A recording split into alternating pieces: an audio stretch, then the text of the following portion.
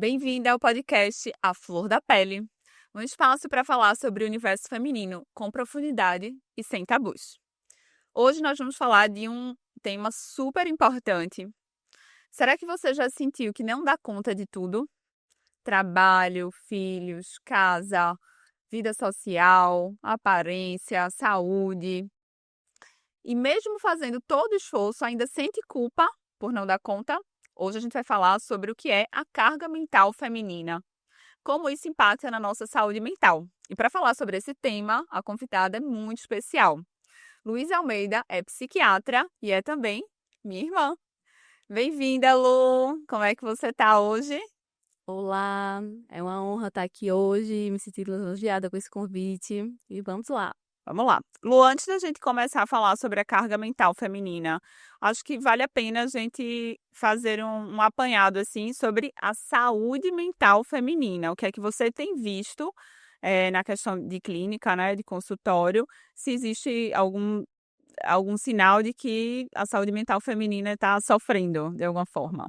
Sim, sem dúvidas, é algo que eu tenho visto cada vez mais na minha prática clínica, né? Há um número alarmante dos casos de depressão, ansiedade, burnout.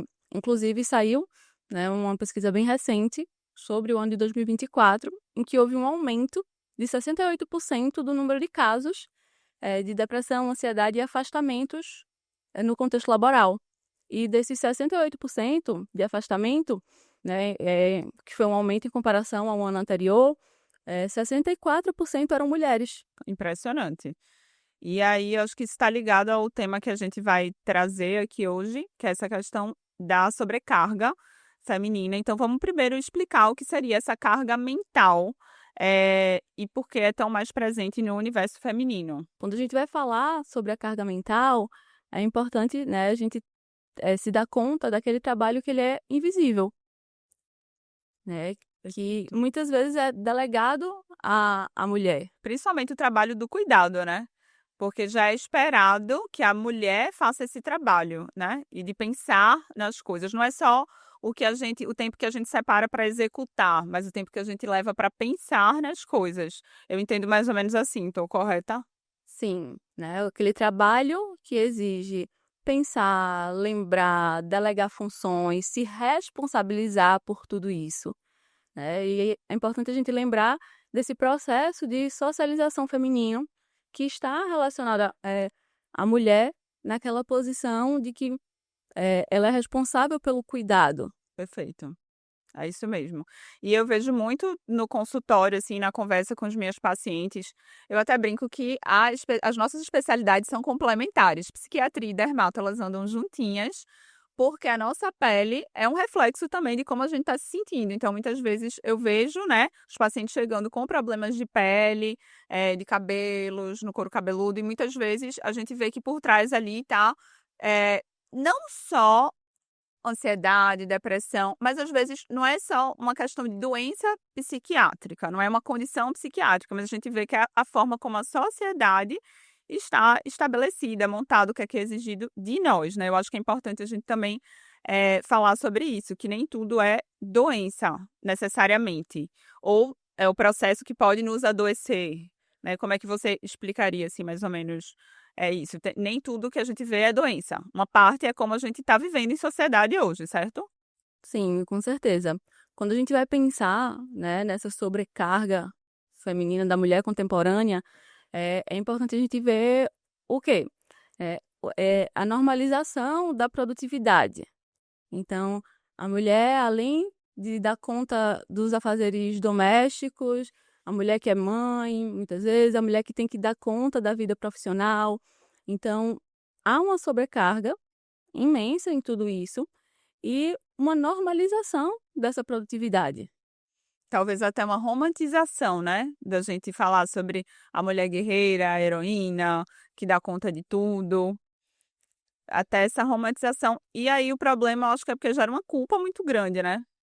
Com certeza, né, primeiro de querer, né, gera uma autocobrança, né, e também cobrança de terceiros, o sentimento de frustração por muitas vezes não conseguir, cumprir tudo aquilo que foi, né, se criou aquela expectativa, e o sentimento de culpa, de não conseguir dar conta de tudo aquilo, né? E você falou nessa questão da romantização, e isso também, né, eu vejo, né, como a normalização do silêncio. Então, nós vemos, né, que nós mais vemos, a minha avó teve uma realidade muito difícil, ela sempre deu conta de tudo, a minha mãe também sempre deu conta de tudo, porque que quando estou aqui nessa posição, não estou conseguindo dar conta, né? Esse silêncio, ele realmente é assustador.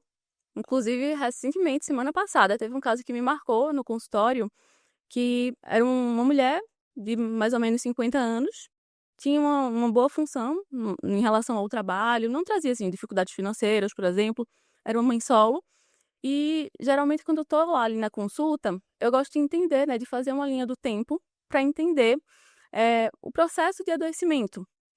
E aí, em um dos momentos, eu perguntei para ela, né, há quanto tempo ela se via naquela posição. E aquela mulher me respondeu, há 10 anos. Aí eu perguntei de novo, não, mas há quanto tempo você nota que isso piorou? E aí ela, há 10 anos. Então, para você ver o Os quanto sintomas os sintomas. Então, ela já não vinha bem, ela já vinha há 10 anos. adoecida há 10 anos. Impressionante. E eu acho que a gente é até um pouco julgada quando fala, porque é como se a gente não tivesse direito de reclamar quando a gente já está numa posição, de certa forma, privilegiada. E eu lembro que uma frase que me marcou muito foi quando me disseram assim: ai, você quer demais.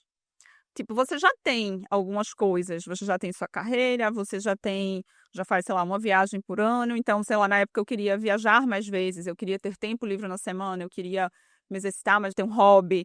E aí, a pessoa me falou assim: você quer demais, não pode querer tanto, você não pode querer tanto.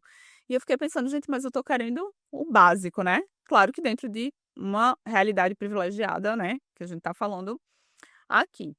Eh, eu achei interessante que você falou agora, Lu, sobre a questão da consulta psiquiátrica, e sobre a escuta, porque eu vejo que muita gente tem um receio de ir também para o psiquiatra, às vezes até quando eu encaminho, porque acha que necessariamente a assistência psiquiátrica é ligada a medicamento.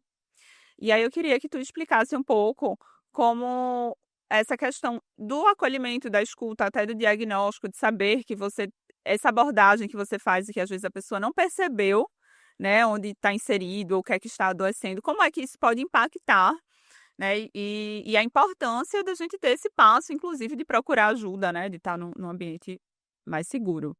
O que é que envolve, assim, uma consulta psiquiátrica? Fazendo esse parênteses. Eu acredito que há um estigma ainda muito grande em relação, né, como funciona uma consulta psiquiátrica, que aquele profissional que está ali, ele vai apenas avaliar, diagnosticar, medicar. A consulta, ela vai muito além disso. É algo que eu sempre valorizo muito a cada atendimento. Então, ainda que aquele paciente chegue com aquelas queixas de insônia, de irritabilidade, de sobrecarga, com aquele cansaço, desânimo. É importante tentar entender, né, como é que está a rotina daquele O paciente, daquela contexto mulher. geral, né? Como é que está aquele contexto? De que forma ela se socializa? Se ela tem uma rede de apoio, se ela não tem uma rede de apoio, se ela mora sozinha, como é que é, né? Como é que é essa rede de relacionamentos dessa mulher? Então isso vai muito além, né, do que aquele ponto-chave de diagnosticar, mas é de entender aquele contexto e de entender de que forma se deu aquele adoecimento. Claro que isso depende também da abordagem do profissional, até trazendo um pouco para a minha área, a gente sabe que também tem muitos profissionais da minha área que também não abordam analisando o contexto e o que o paciente sente, pensa, e respeitando a personalidade de cada um, enfim, parte direto para um procedimento. Da mesma forma, acredito que na psiquiatria não é à toa também que existe essa fama, né? Porque antes a gente sabe que era realmente mais medicamentoso, hospitalar, e isso é uma mudança recente. E aí eu queria saber o que é que você poderia aconselhar, o que é que pode ser interessante para as mulheres que estão se vendo sobrecarregadas, inseridas nesse contexto. Quais são algumas medidas, assim, que a gente, além de buscar ajuda, né, que eu acho que é super importante, que elas poderiam tomar, nós. Geralmente, nas minhas consultas, eu costumo abordar a questão da organização da rotina e do autocuidado. Só que, né, criou-se também uma cultura, né, do autocuidado visando a aumentar a produtividade. É verdade. Então, acho que é algo que eu sempre friso, né, para aquele paciente, é de justamente ele tentar entender que se organizar, né, e ter momentos de autocuidado, não é que aquela mulher ela vai dar conta de tudo, mas que ela vai poder parar para ter prioridades, eleger prioridades. Perfeito. Então, e não ficar sempre se colocando ali em segundo, terceiro plano de cuidado, vivendo muitas vezes num piloto automático. Então, é aquela mulher que passa anos carregando, né, toda aquela sobrecarga e o que muitas vezes se perdeu, assim, no sentido de, quais são os meus hobbies? O que é que eu gosto? O que é que me faz feliz? Então, tudo isso envolve o autocuidado. Autocuidado não é só skincare, né? É a gente também pensar como é que está estruturada a nossa vida. E ser produtivo é também saber descansar. Exatamente. Eu tenho aprendido muito também ainda, viu? Eu sou um aprendiz, acho que igual todo mundo. E é justamente porque nessa normalização da produtividade, até o tempo de descanso, ele é contabilizado. É, exatamente. Então, gosto de assistir série, então eu consigo colocar lido 2 vezes, né, aumentar a velocidade, um podcast, porque eu não posso perder tempo. Ou, para várias pessoas, aqueles momentos de lazer estão sempre relacionados a ambiente de trabalho ou o quanto aquilo pode te ajudar em relação ao trabalho e não simplesmente desconectar, se permitir, né, se auto-permitir se desligar de tudo um pouco. Essa foi fundo, viu? Essa foi um tapa aí. E para a gente encerrar esse papo que está maravilhoso, eu queria uma indicação de um livro, série, uma indicação cultural, ou que pode ajudar a gente, né, a aprofundar esse tema. E também queria saber sobre uma dica em relação à sua pele. O que é que você mais gosta de fazer? Então, aproveitando esse gancho aí da normalização da produtividade, dessa dificuldade de desconectar em alguns momentos, de ter momentos de lazer, né, tem um livro que é A Sociedade do Cansaço que fala muito a respeito disso. Perfeito. Estou lendo até o segundo livro dele agora. Indicação da minha psiquiatra maravilhosa aqui. E sobre a pele, Lu, o que é que você mais gosta de fazer? De produto, procedimento, né? O que é que você mais gostou na vida? O que eu mais gosto de fazer é o que a minha dermato indica. Arrasou! Ela indicou, estou dentro. Por isso tá linda, assim, cada dia mais. Obrigada, viu? Eu amei estar junto aqui de você nesse momento. Espero que todo mundo tenha curtido também. Para a gente é muito especial estar juntinhas no projeto. Isso, adorei o convite. Espero que tenham gostado. Estamos encerrando hoje o episódio muito bacana e vem muito mais por aí. Continuem acompanhando.